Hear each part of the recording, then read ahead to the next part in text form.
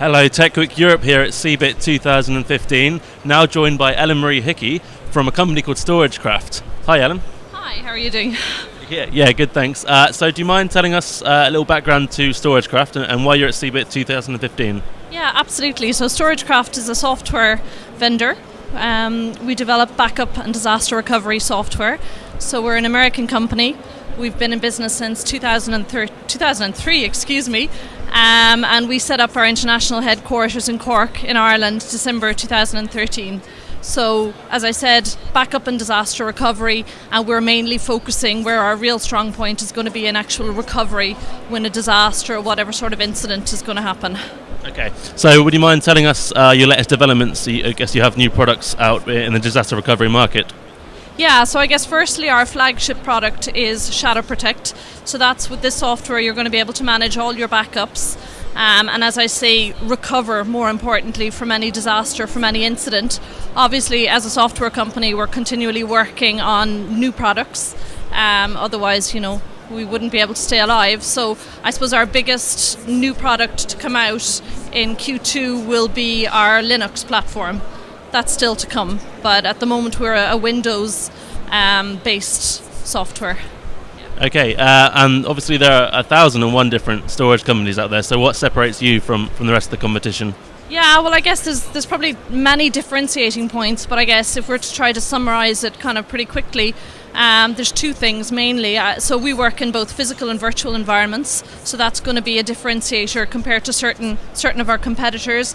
And I guess, as I had kind of previously said, we're very much about recovery. So while there are several companies that work purely in the backup area, and we also do, our real strong point is about getting any company back up and running very quickly. So that whole notion of business continuity, so that's where we're really going to set ourselves apart. StorageCraft is well known for its legendary reliability. Partners are continuously telling us, it just works. So getting back up and running very quickly. When I say quickly, I'm talking about a matter of minutes. So that's kind of really where we're going to set ourselves apart. There's other differentiating functions, but I guess we're not going to spend the whole day talking about Okay, what are the latest trends you're seeing in the storage market, and where are you focusing on growth areas? Yeah, so I suppose, there's probably a number of trends. What we're seeing a lot of is a move towards backing up and recovery from the cloud. Now, I think, we're not going to say that it's going to be a pure cloud-based backup in the future. I think there's going to be a hybrid model. There's going to be maybe very important company data being backed up locally or on an off-site location, with maybe some non-mission critical data being backed up to the cloud. I guess, a number of years ago we were told that, tape would be completely replaced by disk. Well, it's never fully happened. I think the same with cloud. Cloud is there, it's very prominent, it's not going to fully replace physical storage. And I think just a whole move towards virtualization. We have more and more customers that, even single server companies who are going to back up to virtual machines. So again, it's hybrid. There's physical and virtual, but definitely more of a move towards virtual.